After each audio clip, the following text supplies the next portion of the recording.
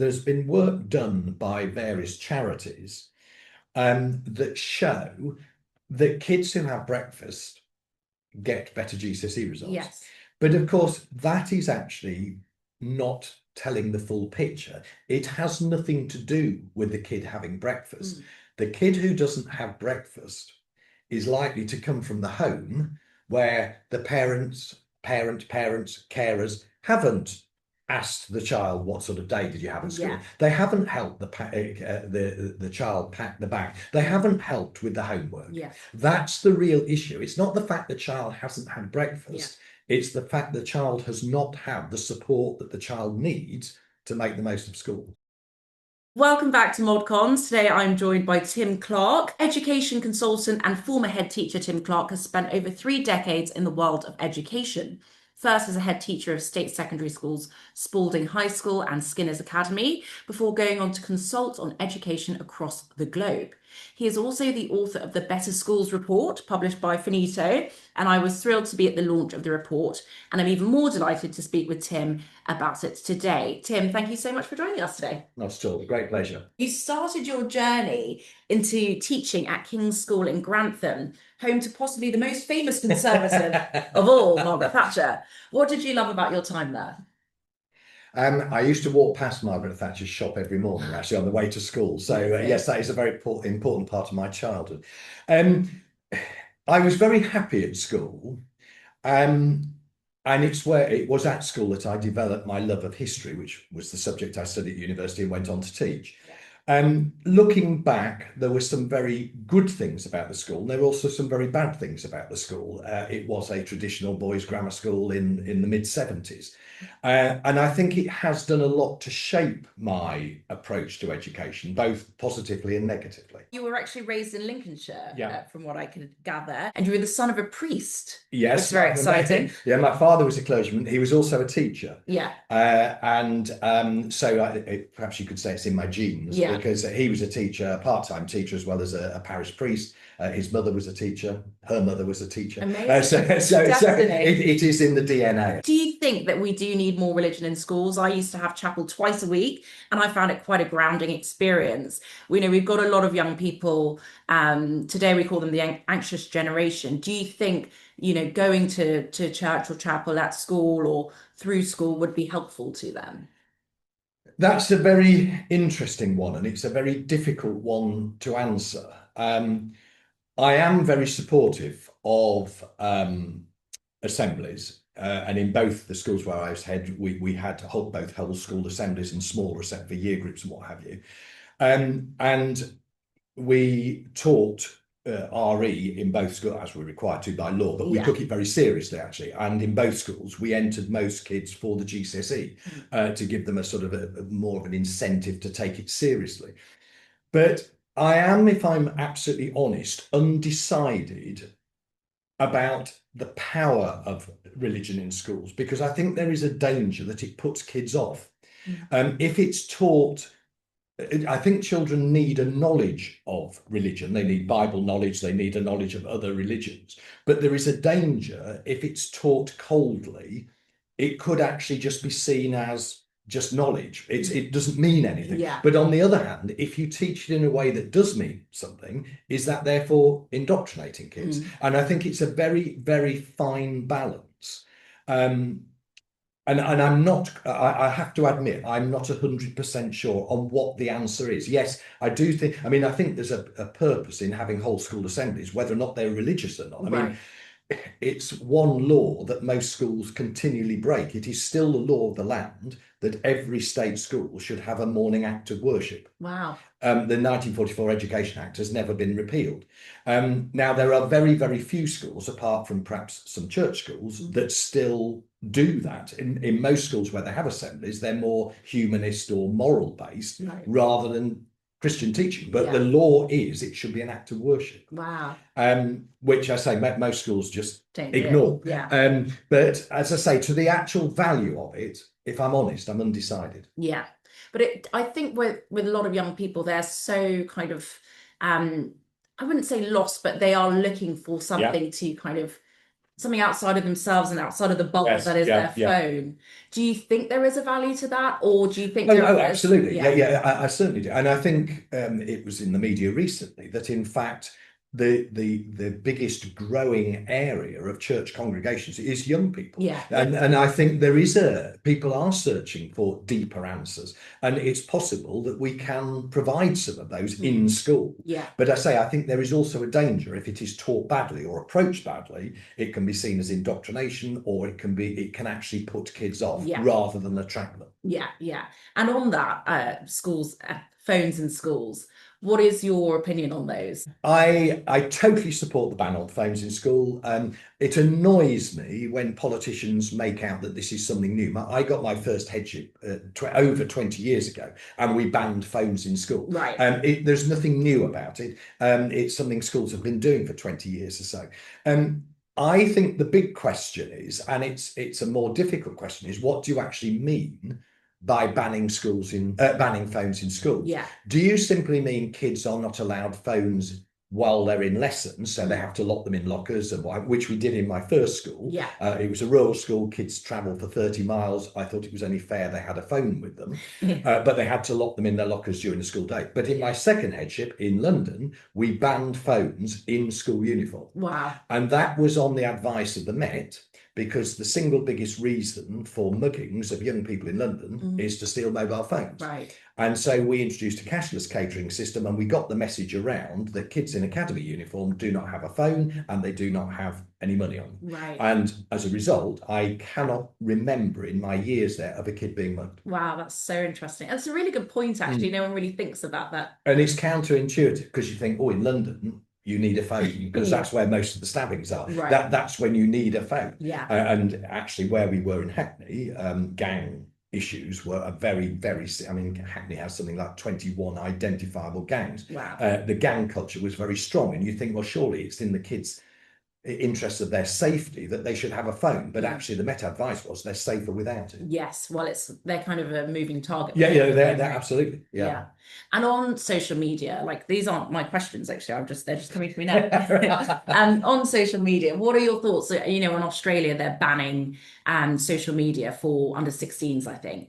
What are your thoughts on that? Is that the right approach? Well, I think some form of control has to be introduced. And I mean, it's nothing new. We've banned cigarettes, we've banned pornography, we don't let young people drive. There have always been laws to protect young people, and young people need protecting. Yeah. But I think my two worries with it are, is it actually physically possible? I mean, youngsters today are so au fait at using technology. Is it easy? I know you can have parent controls and this, but I'm sure it wouldn't take much to find a way around that. True. So it's whether or not it can actually work. And then, of course, you also have the broader issue of freedom of speech. Are you trying to control kids' thoughts and this sort of thing? So, but I do think fundamentally, yes, there need to be some control. Yeah, I find it very concerning that the founder of Snapchat won't let his kids use a phone. Yeah. That's just like so worrying. It's like you're clearly concerned. Yeah. Yes. But anyway, so going back to you, so you studied history at Sheffield University, and you did mention that your dad and family were teachers. What made you want to be an educator? If you spoke to my friends, they'd tell you I'm bossy and like telling people what to do, which I think is a key requisite for a teacher. But I was happy at school, and I think I saw from early on, I saw the power of a good school. I've been very lucky to teach in some excellent schools. I've had the privilege of leading 2 excellent schools, and I think that reinforced this view that a good education, a good school is so important. I also have to say, though it's a very old-fashioned answer, I also love my subject. I'm passionate about history. I always have been, and I love sharing that with people. I love talking about, and I still read a lot of history. I still visit a lot of historical places. And I think passion for certainly at secondary level, passion for your subject is an absolute key Yeah. requisite. Yeah. And I also, I think, really value, I mean, any teacher would tell you that their subject is important, but I think history has that intrinsic value of explaining the world and the country in which we live. And in some ways, I'd make history compulsory to 18, because I think it is so important that young people understand the world and the society in which they live. Absolutely. So, you know, a whole host of reasons made me a teacher. Amazing. Well, history always repeats itself, so it's good to kind of stay ahead of the curve. And so you mentioned that you've been a head teacher of 2 state secondary schools. You transformed Skinner's Academy in Hackney. What did you do to transform the school? Well, first of all, it wasn't me. Yeah. It was very much a team effort. Yes. I had the privilege of leading. Yeah. When I went there, the school was completely out of control. I mean, kids telling staff to F off was a daily occurrence. Right. There was a lot of violence, and standards were absolutely abysmal. Yeah. And the corollary of that was that staff morale was rock bottom. And in fact, I went there in 2013. The academy had only been open 3 years. It opened in 2010. And in those 3 years, they'd lost 40% of the staff. Wow. And as you'll know from my reports, I argue that the quality of classroom teachers is absolutely paramount. That's what makes or breaks the school. So the first thing we did, but I'm very cautious about saying this because it's a number of measures that were all of equal importance. But the first thing we had to do was to sort out behaviour. Yeah. And so it was an absolute, not kids wandering around with the sword of Damocles hanging over them, but an absolutely clear, zero tolerance, no nonsense behaviour policy. You're rude to a teacher, you go out the door for a week. You do it again, you go for longer. You do it a third time, you don't come back. Right. You turn up not wearing the uniform, you go home and you get changed. Yeah.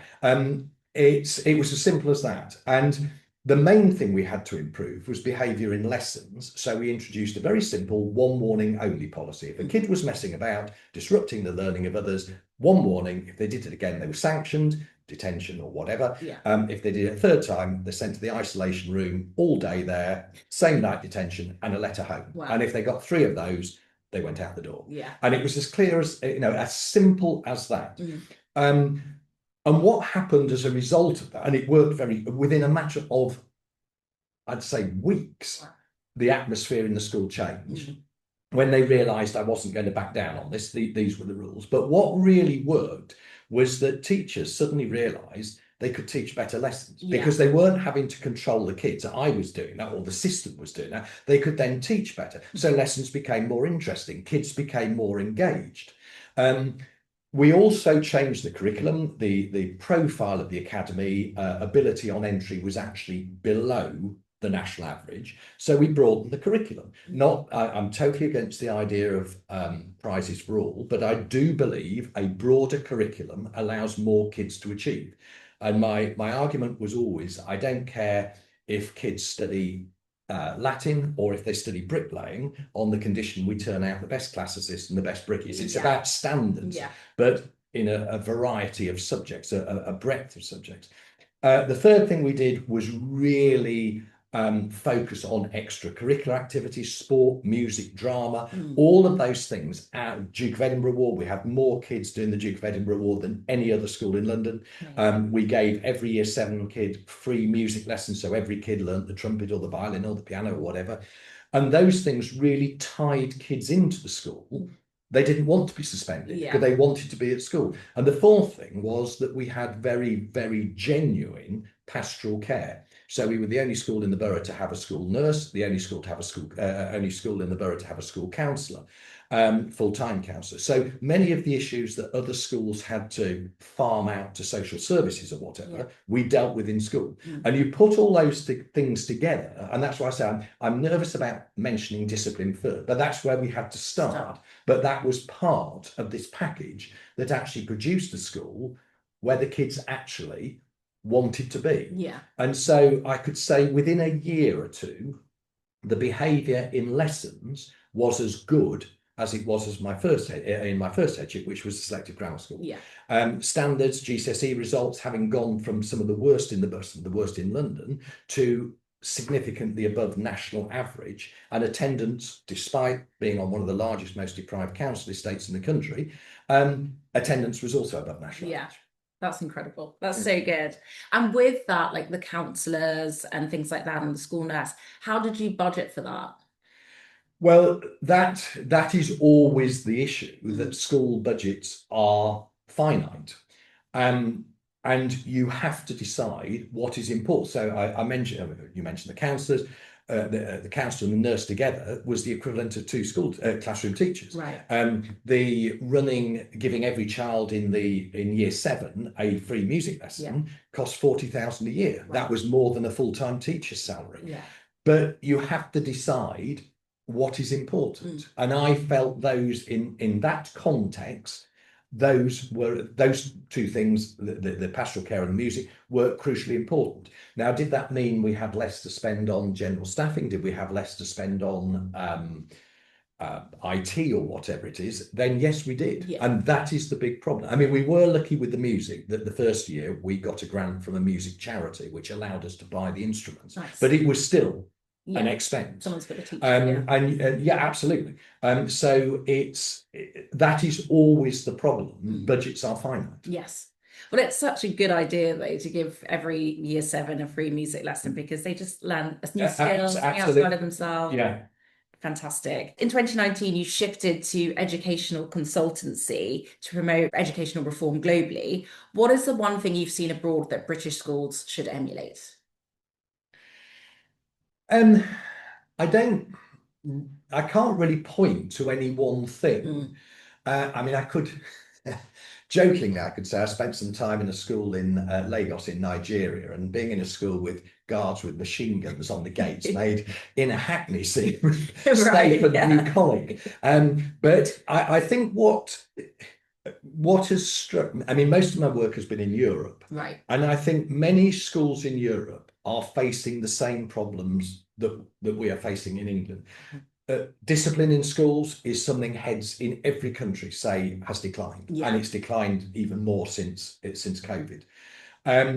I think the shortage of teachers. If you look at the last PISA report that came out in 23, England, the teacher shortage in England is worse than the OECD average, but it is still bad as an OECD average. We're over 50% of schools struggling because of teacher shortages. In most OECD countries, it's just under 50%. There's not a massive difference, but the teacher shortage, teaching no longer being an attractive occupation, is something that affects all countries. So I can't point to one thing that I saw that I really liked, or that I'd really want to emulate, but I should say that most countries are facing similar issues to the schools in England. And on that, you did mention in the report, the Better Schools report, you did mention that political parties of all persuasions must recognise that the current teacher recruitment and retention crisis is the single biggest problem facing our schools. Do you think that we need the same solution for retention and recruitment? Is the reason we're struggling to retain and recruit the same, basically? No, I think there are some links. As I just mentioned, I don't think teaching these days is seen as the respected profession that it was perhaps 50 or 60 years ago. And that obviously will have an impact on both recruitment and retention. But if you look at the reason why teachers are leaving in droves, and they are, I mean, we lost 9-10% of the teaching profession last year for reasons other than retirement. The biggest factors are workload and stress. Right. Now, they are probably not likely, well, they might, perhaps young people or people who are thinking about teaching, perhaps they've heard that. But I think those are the two biggest reasons that people are driven out. The third biggest reason is teachers don't feel respected. Now, whether or not people wanting to go into teaching are aware of that, I'm not sure. Now, of course, there's always and perhaps this is what was behind the question, is the issue of pay.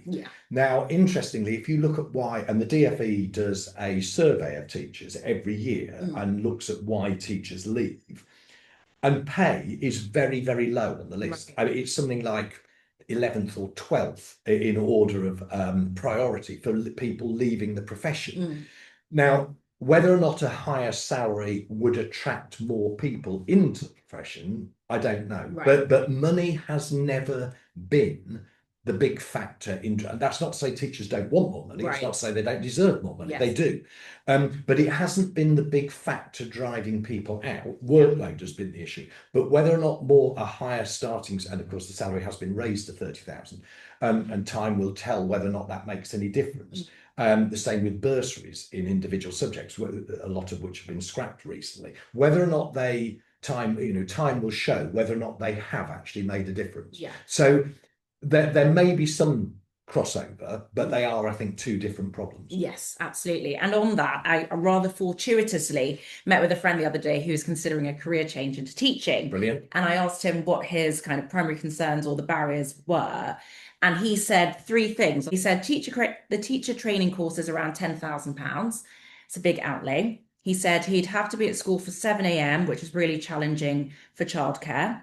And he said that grants for specialist teachers were 20,000 and now around 5,000. Yeah, they've been reduced. Yeah. What are your thoughts on these things? Well, it does seem unfair that I mean, this is a much bigger argument. I mean, I'm old enough to have gone to university where everything was paid for and I got a grant and I made enough money to actually buy my first stereo. Yeah. Now, people may say, well, these students, they shouldn't have it free. But having taught in state schools for 32 years, I do think I've paid society back. Yes.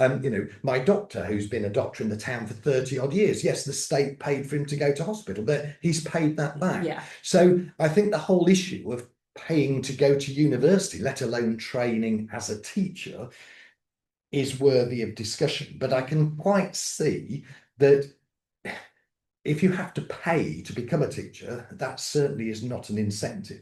The flexible working is a big issue that schools are seriously looking at these days. But of course, the problem is that kids are in school for a set amount of time and they have to be supervised. Yeah. You can't say, well, the kids have got to be here for 8:30, but the teachers can turn up at 10 o'clock. That cannot work. Yeah. So I think there are ways that teachers can be given more flexibility, but if we are insisting that kids are there full time, then they have to be supervised. So I think there is a limit as to how flexible working can be in schools. But I think there is there's some grounds there.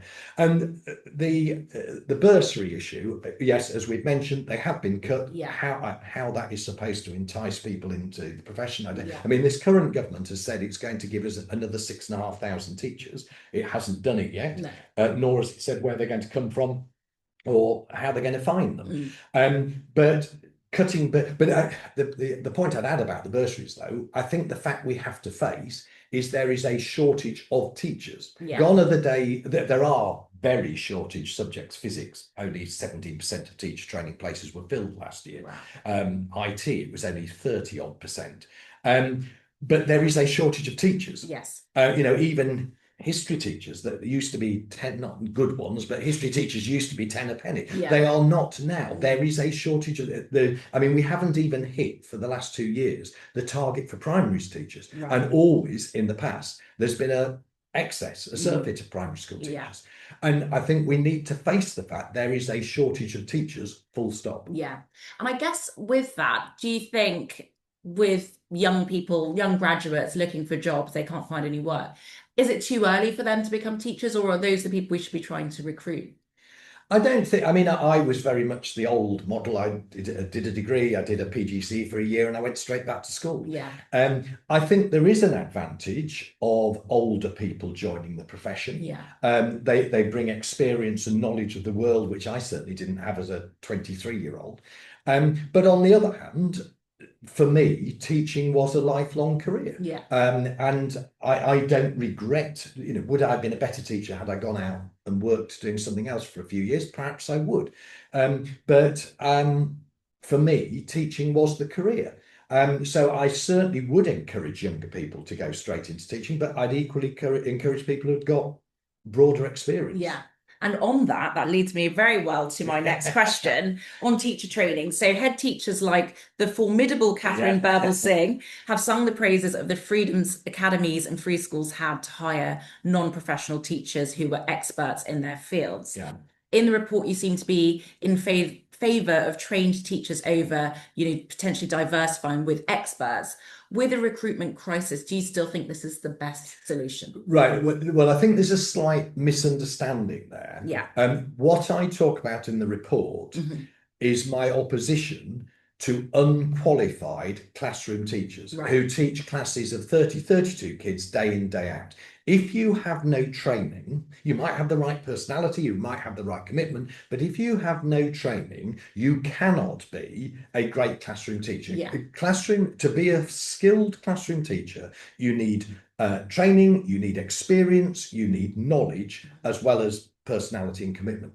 Now, where I do agree with Catherine, and yes, she is a formidable character and a fantastic head who has produced something absolutely unique. Where I totally support her is if you brought in specialists for specific things. So, I mentioned about music earlier. If you bring in a piano teacher, they don't need to be able to teach 30 kids English language on a Friday afternoon or whatever. If you bring in someone to teach a sport, if you bring in someone to coach on public speaking, all of that I totally support. But what I am worried about in the report, as I talk about in the report, is that the only way we have managed to keep the number of teachers that we don't have enough teachers, but the only way we've been able to have nearly enough teachers is to have more unqualified teachers and more overseas trained teachers. Now, that latter point, I'm not against overseas trained teachers, but of course it depends where they've trained. If they've come from a country which has an amazing education system, then fantastic. But they might not have done. And it almost smacks over the last few years of just grabbing any adult who can stand in front of a class, and that is not going to improve standards. So I totally agree with Catherine that if you bring in an expert to teach a specific topic or a specific aspect of the curriculum, then that is absolutely fantastic. But as a classroom teacher, you need experts there, and that is highly trained, highly experienced classroom teachers. Yes, I hear that difference. And do you think that Bridget Phillipson gets that difference then? I'm not quite sure what Bridget Phillipson gets, but I'm not sure what she's like. I am obviously, the big thing at the moment is the big curriculum review that she called for. That's not government policy, of course. It's a review, and it will be up to her to decide which recommendations she adopts and which she doesn't. So the jury's out on that. Let's see what happens. Okay. But she still hasn't found 6,500 teachers that she promised. No, so precisely. It fails there. Moving across to parenting. So in the report, you talk about parenting and suggesting parenting classes for expectant parents, which I think is a great idea. You also mentioned stiffer penalties for poor attendance. Now, the cost of holidays is a very contentious issue with parents, but the facts do show that absences do set children back. For example, 10 days of absence in year 11 can reduce the likelihood of achieving a grade 5 in core subjects by around 50%, which is huge. Are penalties a solution, though? Because at one of the schools I used to be a governor of, the deputy head would have meetings with parents and monitor attendance, do it that way. Is that type of contact more effective than fines? Yes, of course. I mean, links between schools and home are absolutely crucial. But the fact remains, if a child is not in school, they cannot learn. And it is as simple as that. I have every sympathy with parents who say holidays are so much cheaper. But when and how does the child catch up what they've missed? And it's that sounds, all right, the child's only absent for a week and they miss 5 days of learning. When do they catch that up? Who is responsible? Don't tell me. It's the teacher's responsibility to catch them. And bearing in mind workload is the biggest reason for driving teachers out. That isn't going to work. But also, of course, you need to bear in mind that a class might have 30 kids in. What happens if they all take a week off at different times?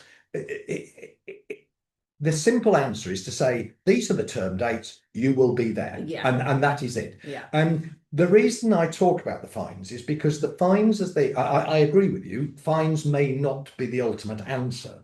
But what I'm saying is that the current situation of charging a parent, fining a parent £80 is just pathetically stupid if the parent saves £1,000 by going on holiday.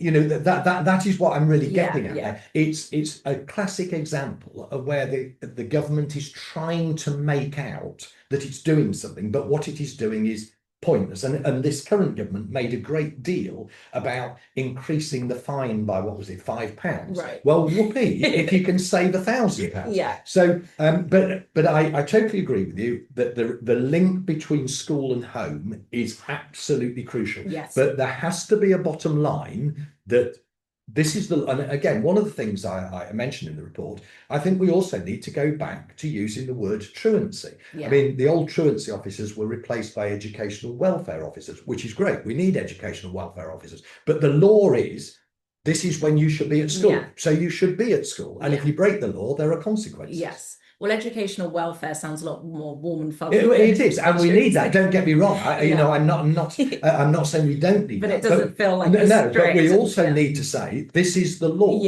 Your kids should be in school. Absolutely, absolutely. And so on schools, so SEND provision in schools is very important to me. One of the schools I used to be a governor of is superb for SEND, and because of that they have a huge influx of students and pupils, and they're kind of pushed to the max and they can't really say no. There are some who obviously have little incentive or need to improve because parents will just not send them to a school with poor SEND provision. What can be done to make sure all schools are improving their SEND provision so that they can properly deliver for all pupils and not abdicate their responsibilities, leaving others to pick up the slack? I mean, SEND is a very, very big issue. Yeah. There's no question about that. And in fact, one of my reports focused specifically on SEND. But the latest data is we've now got more kids identified as having special needs than ever before. So we're as near to 20%, it's 19.4% or whatever, are identified with special needs. It's the nearest it's been to 1 in 5 since records began. So it is a very big issue. The glib answer to the question is that if a school takes a child, it is legally and morally obliged to provide for that child. So whatever type of school you are, academy, local authority school, free school, whatever, if you have a child on your books, you are legally and morally required to do your best for that child. And so I'm not saying, I don't dispute the premise of the question, but that is the legal and I think the moral situation as well. If you have a child on your books, you should cater for the child. Obviously, a lot of special needs, not kids who are on EHCP plans, but sort of more minor, lower level special needs should and can be dealt with in a mainstream school. And in recent years, there's been a lot of emphasis on what's called adaptive teaching or responsive teaching, which is an approach to classroom teaching that allows you to deal with the teacher to cater for, rather not deal with, but cater for a wider range of abilities in the class.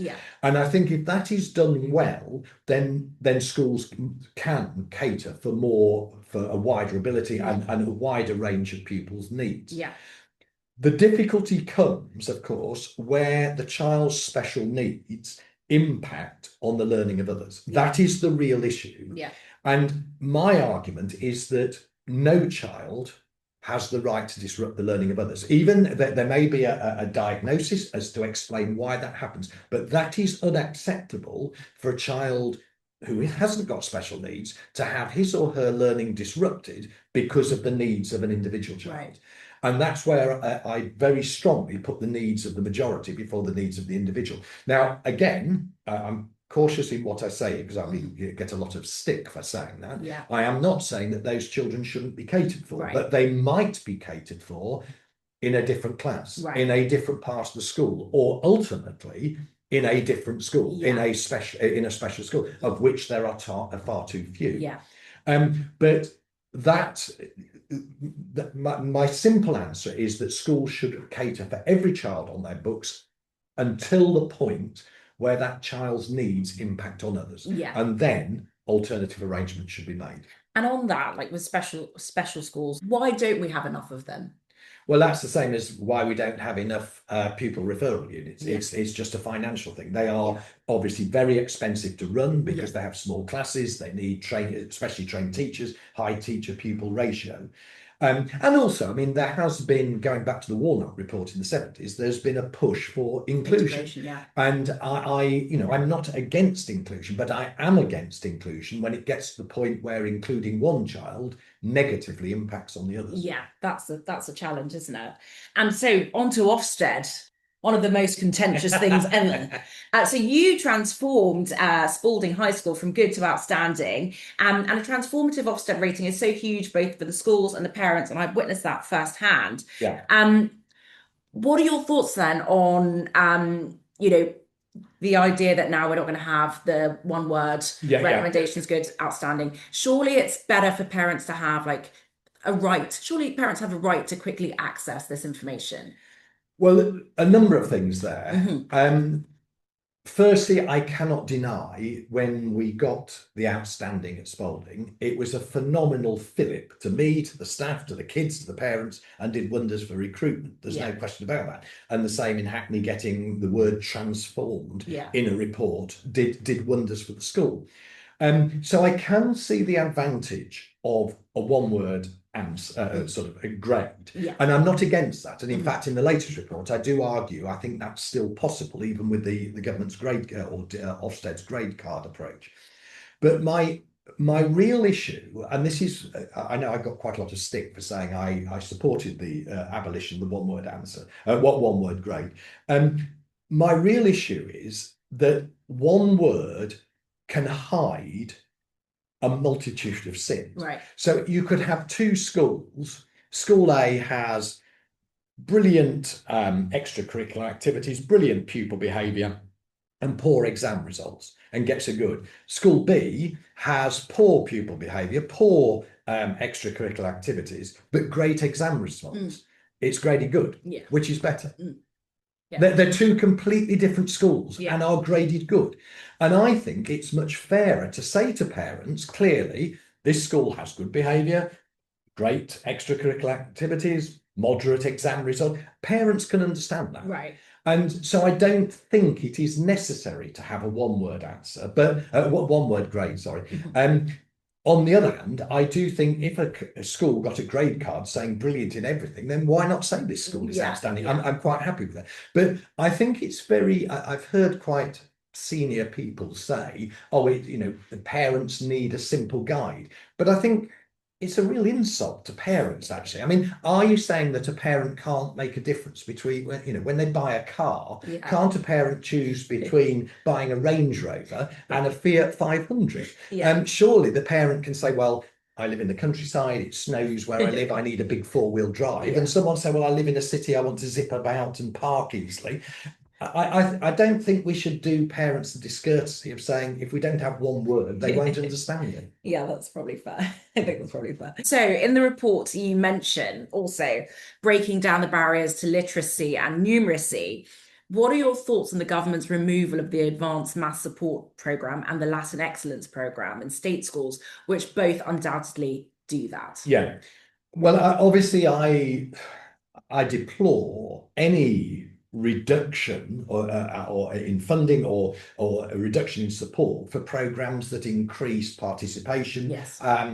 Particularly in maths. I mean, maths still, the vast majority of kids who do maths at A level are boys. A great deal needs to be done to encourage more girls to do maths and encourage more people to do maths full stop.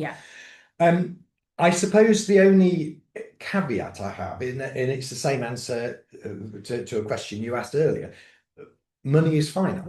And if the money that is saved there is channeled into, say, maths lower down the school years, then I think I could live with that. I say it's disappointing, but if that money is used to improve, I mean, let's say in maths, GCSE maths, in the latest PISA report, the 23 PISA report, our ranking was the high against other countries is the highest it's ever been. Yeah. But our actual performance in GCSE maths was higher in 2006. Wow. So if that money were channeled to improving primary school maths and secondary school maths up to GCSE, then and bearing in mind a third of kids still leave school without either English or maths GCSE, there is an argument that if that money was diverted there, it could possibly be far more useful. Yes. But it's regrettable. But if it is a case of money being finite, as long as that money is channeled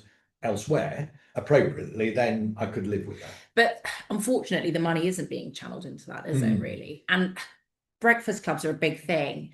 Do you think that these kind of programs that really do help children excel and get great jobs further on is worth sacrificing it for a breakfast club? I don't know on that.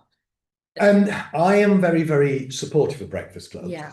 When I was in Hackney, and so this was long before it was government policy, we had a non-means tested breakfast club. Yeah. I mean, it wasn't brilliant. It was cereals, it was juice and perhaps a boiled egg or something like that. It was something very simple, but it was probably used by, not every day, but probably by up to about 10% of the school. So probably 100 kids. Yeah. And it wasn't just the food, it was the fact they socialised with each other, perhaps did their homework together and this sort of thing. And it was a chance for them to chat with staff. And it was a very, very good start to the day. Yeah. And I mean, as someone who has breakfast every day, I was always starving by break time. I just do not know how kids concentrate if they haven't had breakfast. So I am totally supportive of breakfast clubs. The big problem, and this is something that the government hasn't really understood, is that the funding of food is an incredibly small proportion of the cost of running a breakfast club. Right. The real cost are the staffing costs. Right. Someone has to prepare that food, and of course someone has to see. You only need one child to attend, and you need someone to support to supervise. Yeah. And even if you pay the minimum wage, that works out at far more than the money that the government is providing. Right. So I agree with you. What you'll end up with is money being taken away from elsewhere to cover breakfast clubs. And that I totally disagree with. But the other point I'll make, and a more general point, there's been work done by various charities that show that kids who have breakfast get better GCSE results. Yes. But of course, that is actually not telling the full picture. It has nothing to do with the kid having breakfast. The kid who doesn't have breakfast is likely to come from the home where the parents, carers haven't asked the child, what sort of day did you have at school? Yeah. They haven't helped the child pack the bag. They haven't helped with the homework. Yes. That's the real issue. It's not the fact the child hasn't had breakfast. It's the fact the child has not had the support that the child needs to make the most of school. 100% that. And I think, look, we did have breakfast clubs for children on Pupil Premium, which I think is kind of still solving that same issue. So I don't know why it needs to be expanded out to everyone, but that's just... Well, it is an interesting one. Why does the child who has a good breakfast need a free breakfast? Absolutely. And so lastly, you rightly stress in the report the importance of the curriculum enabling youngsters to understand the country in which they live, the common denominator that unites us all, British values. I completely agree with that, and I think it's so important, and it's what teaches you about your country and why you should love it. What else would you like to see in the national curriculum? I think the whole issue of the national curriculum is an interesting one, because up until now, I mean, it was introduced in the 80s by a Conservative government. The idea was to provide a national standard that every child, regardless of what type of school you went to, had the basic minimum. Yes. Then, of course, again, Conservative policy, the growth of the academies and free schools programme, those schools were exempt from the national curriculum. So we are now in the ludicrous situation where we have a national curriculum that only 18% of secondary schools have to follow. Right. And why I say that's ludicrous, my first school was a local authority school and remains a local authority school. If I had not followed the national curriculum there, we would have been slated by Ofsted. Right. The second school was an academy. We didn't have to follow nationally. Now, that is just utterly ludicrous. So and this is I don't know the answer to this, but I do think that is a ludicrous situation. Right. On the other hand, I like the fact that academies and free schools have some curriculum freedom. Yeah. But then why have a national curriculum? Right. And that was an argument I had with Michael Gove in 2010 when he first became Secretary of State for Education. If you're going to give academies freedom of curriculum, why don't you give it to all schools? Yeah. So it could be the same. I think probably my current thinking is what would be better was to have the national curriculum as a template. Yes. That schools can work around, that they have some flexibility. There are some things that schools have to do, and yet they have some flexibility. I think there is common ground there. I think you could find an answer. Now to answer the question, I'd say two things. I mentioned earlier about the importance of history. I still argue, if you were a geography, you would say geography. If you I was a history. Yeah. But I should see history concentrating on English and British history, Yes. but not saying you shouldn't do world history or European history. But children need to understand the world and the country and the society in which they live and how it's got there. The other thing I should see is certainly from the age of 14, I'd like to see a much broader curriculum. Yeah. The national curriculum has always been, it's always had a traditional academic bent. Yeah. And I think, as I said earlier, if children want to do car maintenance or plumbing or construction, why shouldn't they, at least from the age of 14? Yeah. And I think that would help attendance. I think it would help behaviour. I think it would help work ethic. I think it would also prepare young people for work more. Yes. And if you look at some of the highest performing school systems in the world, Singapore always held up as one of the greatest education systems in the world. At 11, kids either go an academic route or a technical vocational route. So certainly from the age of 14, I'd like to see a broader curriculum. Absolutely. And I'm sure that would help solve the skills crisis that we have at the moment, where we don't have enough people going into these careers. And of course it doesn't, the fact that a great deal of fantastic work has been done post 16 on practical, technical, vocational education. But the problem is that most young people who start their courses start them because they have failed traditional GCSE. And then we wonder why we don't take vocational education seriously, because it's seen as second best. Of course it's second best because you only do it if you fail the other route. So let's start it earlier and have a parity of esteem between practical, technical and academic subjects. That's totally true. And do you think, just lastly on that, do you think parents have a part to play in that, in the stigma around like vocational training and education? Do you think that parents think it's lesser than? I don't know if they do, actually. I think what parents want to see is their children succeeding. And as I repeat what I said earlier, what I am not in favour of is giving prizes to all. If we're going to have technical vocational subjects, then we need to have very high standards. But if I think back to when I used to teach GCSE history, there were children at the start of year 10 who you would say, whatever I do, this child will fail. Now, what was the point of 2 years of keep doing something that you knew that child would fail? And if that's in every subject, what is the point of turning out a child after 11 years of compulsory schooling who's got nothing? How is that good for the child? How is it good for the economy? How is it good for society? Now, if they came out having failed everything, but being a great car mechanic or could work for a construction firm, then it's been worthwhile. Well, Tim, thank you so much for joining me today. It was absolutely amazing. And everyone, do check out the Best Schools report.